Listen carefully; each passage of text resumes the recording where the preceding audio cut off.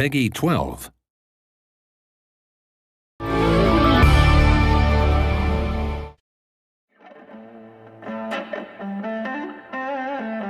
We've got a pretty good crew. My dad was a big Stevie Ray Vaughan and Jimi Hendrix fan. So I remember growing up watching a lot of videos and listening to a lot of recordings of that, and so I always wanted to play.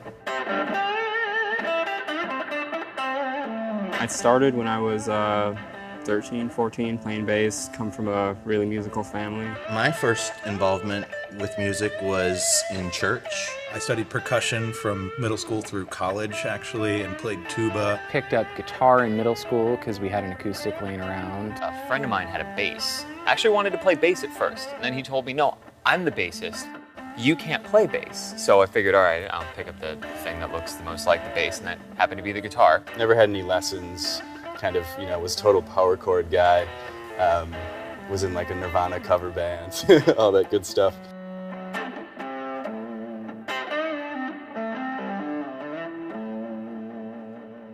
Note Tracker transcribes all the music that all the guitars and basses are doing in a given song, and also creates a progression that will take someone from the first time they've ever played guitar, get them through the song and having fun, and eventually get them playing the entire song note to note as it was recorded. The way we note track a song is we just load in an MP3.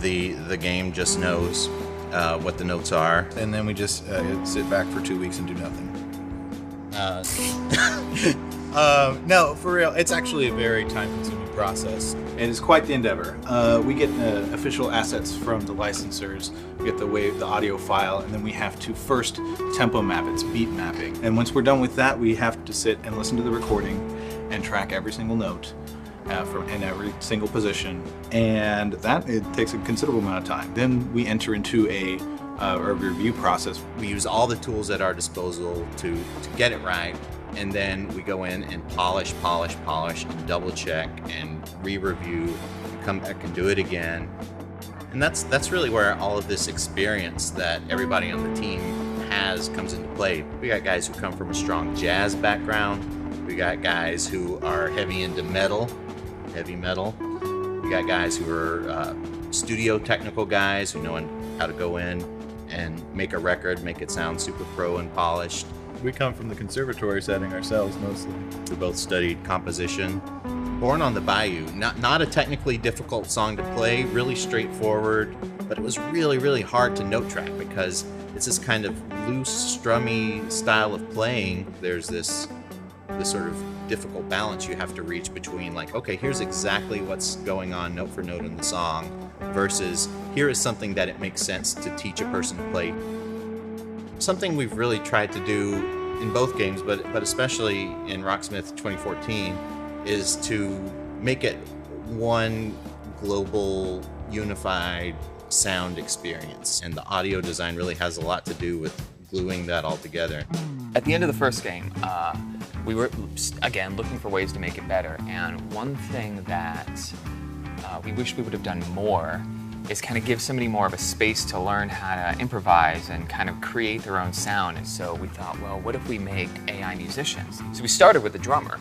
We started with just one drummer that, when you played some stuff, the drummer listened to you and played along with you. The next step was we made a bassist and a guitar player and organ player. We kind of saw, like, yes, this is the arena we were talking about. So that's what session mode is. In our audio engine, we actually made a sampler. I said, well, there's no way I could do all this. This is ridiculous. It took me 2 days to do one riff, and we need like thousands. Immediately did I realize that we needed composers. And so we got 6 guys. They make all the riffs that are gonna power the sampler instrument. We had this big sheet of all of the different instruments that we're gonna be writing for. There'd be an example of like a song or a band and a song title or something to look at. And then when we'd actually get to those, he'd send us a few more songs. Yeah. Or we'd totally not listen to them and just do our own thing. It's interesting to not have the kind of standard writing process that you would think would work. Kind of like the tested, tried and true things don't work all the time, so there's a lot of experimentation at the beginning. Like, I remember I was working on the blues guitar, and there were things for when it would play chords to make it really sound sort of realistic, it needed to be kind of slopped up. So all of the chords that I ended up writing, I ended up zooming way in and like moving each note up and down so you could really hear if it was an upstroke or a downstroke, and delaying the different strings so you could hear each string hit.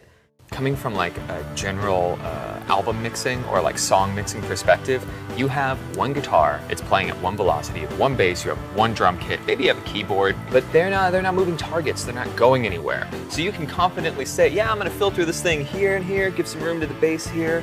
You can sculpt this thing and it's not getting away from you. It's like a painting. Session mode, It's a painting it's while like you're on acid.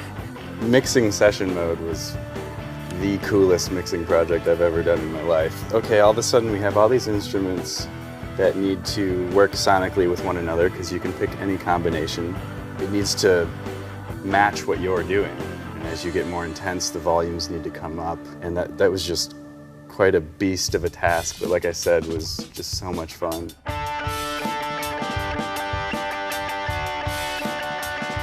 There's a lot of people who know a lot of different things about a lot of different areas of music, and there's also a shared common vocabulary about music so that we can all talk and understand and know what we're saying and communicate that to the players so that they understand how musicians talk to each other.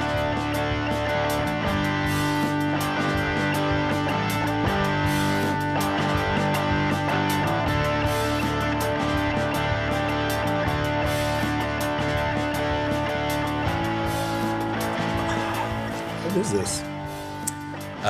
Mine is not Scotch.